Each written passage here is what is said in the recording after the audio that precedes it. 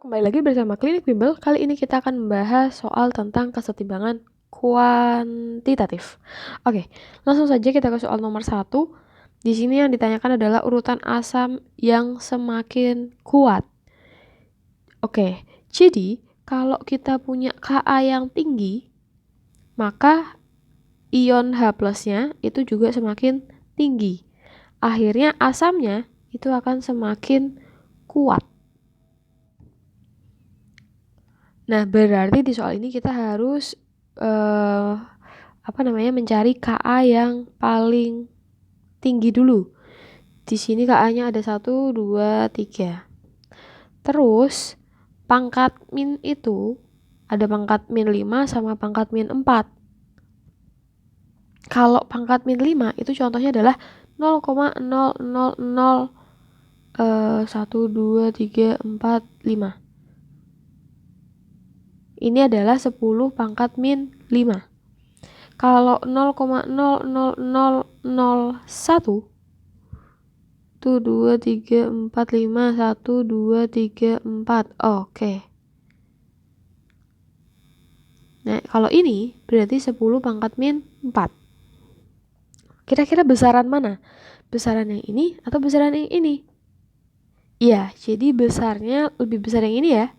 Jadi pangkat min 4 lebih besar daripada pangkat min 5. Artinya apa? Artinya yang paling terakhir, ini kan yang diminta yang semakin kuat. Berarti CH3COOH itu paling akhir. Berarti ini. Kemudian kalau aku punya 1,8 sama 6,8, itu kan besaran 6,8. Berarti HF-nya paling kuat. Maka jawaban yang tepat adalah E.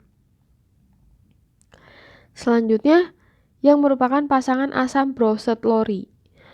Oke, jadi kalau menurut teori asam Brochet-Lowry, itu kalau asam, dia memberikan H+. Jadi asam memberi H+, kemudian kalau basa, dia menerima asam. Berarti ada yang namanya, di Brochet-Lowry ini itu ada yang namanya pasangan asam basa konjugasi. Oke, sampai situ paham? Oke, kemudian dari situ cara membandingkannya gini. Ini kan ada NH3. Yang di sini ada NH4. NH3 sama NH4, H plusnya atau H-nya itu kan banyakan yang NH4. Berarti yang di bagian kanan ini adalah asam konjugasi. Berarti yang di sini itu adalah basa. Kemudian di sini berarti H-nya sama H2O kan lebih banyak H2O. Berarti yang ini adalah basa konjugasi, yang ini adalah asam. Berarti ada nggak NH3 sama NH4? Nggak ada ya. Adanya H2O sama OH. Ya, berarti jawaban yang paling tepat adalah yang C. Kalau misalkan yang ini kan lebih banyak H-nya, berarti ini adalah asam. Ini adalah basa konjugasi. Kalau yang ini sama ini, berarti ini asam konjugasi, ini adalah basa. Selanjutnya nomor 3, di sini ada hasil titrasi. Yang ditanyakan adalah konsentrasi dari HCl. Oke, konsentrasi HCl. Kita tahu bahwa konsentrasi NaOH-nya adalah 0,1 molar. Kita hitung dulu volume rata-ratanya. Jadi, konsentrasi dari HCl itu didapatkan dari konsentrasi NaOH dikali. Jadi kita kan punya rumus kalau titrasi itu gini. M1V1 sama dengan M2V2. Nah, anggaplah HCl itu adalah M1. Berarti M1 sama dengan M2V2 dibagi V1. Maka M2-nya berarti kan yang ini ya, 10 pangkat min 1. V2-nya berarti volume dari NaOH. Ini kita rata-rata. Ini kan pindahin ke sini. Berarti 15 ya. Berarti volumenya adalah 15. Kemudian kita bagi 20 karena volume yang HCl-nya sama 20. Berarti berapa? 15 bagi 2, 7,5. Kali 10 pangkat, ini kan 10 pangkat 1, naik ke atas jadi 10 pangkat min 1, berarti 10 pangkat min 2. Berarti 0,075. 1, 2, iya. 0,075, berarti jawabannya adalah B. Oke, nomor 4, urutan kelarutan dari yang paling kecil ke terbesar. Kelarutan. Kelarutan itu dinilai dari nilai KSP-nya. Jadi, kalau KSP-nya itu besar, maka kelarutannya juga besar. Jadi, kelarutan juga akan tinggi. Kelarutan tinggi akibatnya apa? Sukar mengendap. Nah, sehingga berarti KSP, sehingga urutan kelarutan yang paling kecil berarti KSP-nya harus paling kecil ya. Oke, ingat tadi pangkat yang paling minnya paling banyak itu adalah yang paling kecil, berarti ini paling kecil. Jadi kamu cek yang nomor 3, berarti ada 2 kemungkinan. Setelah itu berarti ini adalah yang urutan kedua, ZN, berarti nomor 4. Ya, jawabannya adalah yang C. Selanjutnya untuk nomor 5. Di sini ada garam X ditambahkan ke dalam suatu larutan. Kemudian ketika ditambahkan dengan air, akhirnya pH-nya menjadi 9.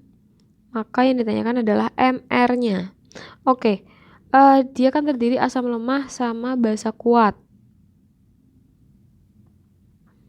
Karena dia terdiri dari basa kuat, berarti langkah pertama adalah kita ubah dulu pH-nya. Jadi pH-nya kan 9. Berarti pOH-nya 14 dikurangi 9 sama dengan 5. Setelah itu di sini ada Ka sama Kw, berarti kita menggunakan rumus OH- sama dengan OH-nya OH- didapatkan dari POH ya, berarti 10 pangkat min 5. Kita menggunakan rumus OH- yang ada rumus Kw-nya, itu berarti Kw dibagi Ka dikali konsentrasi si garam. Ini tuh adalah rumus dari hidrolisis. Kemudian kalau kalian masih nggak ngerti rumus hidrolisis atau larutan penyangga, kalian bisa cek video-video sebelumnya. Kemudian kalau ada Kw sih itu penciri untuk hidrolisis ya. Jadi habis itu kita masukkan OH-nya adalah 10 pangkat min 5 sama dengan Kw-nya adalah 10 pangkat min 14, Ka-nya 2 kali 10 pangkat min 4. Konsentrasi dari garamnya itu kita belum tahu ya. Berarti kita tulis aja konsentrasi dulu. Nah, kita hitung satu persatu seperti ini. Oke, berarti 10 pangkat min 5 sama dengan akar 0,5 ya. Ini kan ada angka 1. 1 bagi 2 adalah 0,5 kali 10 pangkat naik ke atas jadi min 10 kali G. Berarti nanti 10 pangkat min 5 sama dengan 10 pangkat min 5 akar 0,5 konsentrasi G. Ini bisa dicoret. Berarti 1 kita kuadratkan, hasilnya kan 1 ya. Kemudian 0,5 konsentrasi G itu kita kuadratkan. Jadi nanti didapatkan 1 sama dengan 0,5 konsentrasi G. Berarti 1 dibagi 0,5. Kita bisa tulis setengah sama dengan konsentrasi G. Jadi konsentrasi G itu sama dengan 2/1. Berarti 2. Sampai situ dulu aman ya. Setelah itu konsentrasi itu kan sama dengan molaritas. Molaritas punya rumus mol per volume. Mol itu punya rumus gram per mr. Volumenya itu berarti 1000 per mili. Kita menggunakan rumus itu. Berarti konsentrasi G sama dengan gramnya yaitu 13,6 dibagi mr-nya dikali 1000, milinya adalah 100 ya berarti ya. Oke. Konsentrasi G-nya kan 2. Berarti MR sama dengan, ini bisa dicoret, 13,6 dikali 10 berarti kan 136. Kemudian dibagi, ini kan ada 2 di sini, pindah ke bawah ya berarti ya, seperti ini. Jadi 136 dibagi 2, ada nggak? 136 bagi 2 berapa? 68. Iya, jadi jawabannya adalah MR-nya adalah 68. Selanjutnya untuk nomor 6, jadi aplikasi larutan penyangga dalam kehidupan sehari-hari air laut itu terdiri dari karbonat sama CO2, jadi dadu. Jadi tuh di dalam air laut itu kan banyak banget ion-ion positif. Ion positif pada air laut.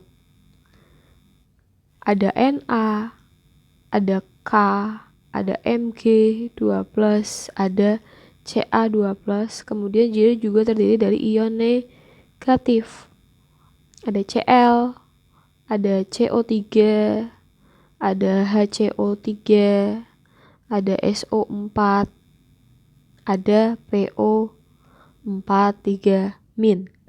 Nah, untuk sifat penyangganya itu terdiri dari itu berasal dari CO2 di udara yang akhirnya terlarut. Nah, ketika CO2 ini terlarut, CO2-nya itu dari udara ya. Dari udara terlarut, dia akan bereaksi dengan air. Jadi nanti membentuk asam karbonat yaitu H2CO3. Makanya yang berpengaruh adalah CO2 sama H2CO3. Oke, untuk nomor 7, jadi pH manusia itu konstan ya. Jadi kalau dia masukin asam atau basa, maka dia akan tetap konstan pH-nya 7,4. Artinya apa? Artinya terdapat unsur sifat penyangga untuk mempertahankan pH di dalam tubuh. Nah, pH-nya itu dari apa? Jadi, ada sistem dari H2CO3. Nah, ini itu yang mengakibatkan tubuh kita tetap konstan. Jadi, kalau misalkan dia dimasukin asam, maka ion H+ dari H2CO3 itu akan bereaksi membentuk ion HCO3-.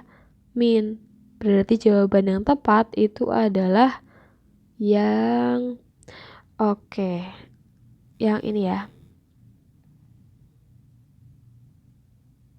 Kemudian kalau misalkan yang masuk itu adalah yang basa, maka bereaksi dengan H2CO3. Jadi reaksinya nanti OH- ditambah H2CO3 menjadi HCO3-. Kurang lebih seperti itu. Selanjutnya untuk nomor 8, di situ ada titik ekuivalen, berarti jadi ada perubahan harga pH pada titrasi, kemudian daerah kurva yang menunjukkan larutan bersifat penyangga. Daerah kurva yang sifatnya adalah penyangga ya. Jadi larutan penyangga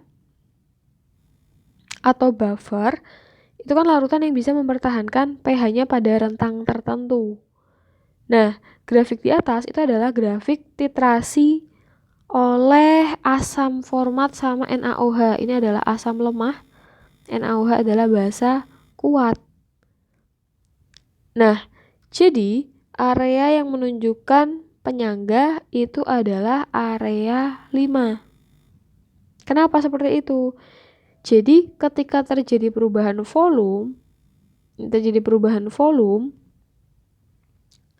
berarti dari berapa? Dari 10 mili ke 40 mili.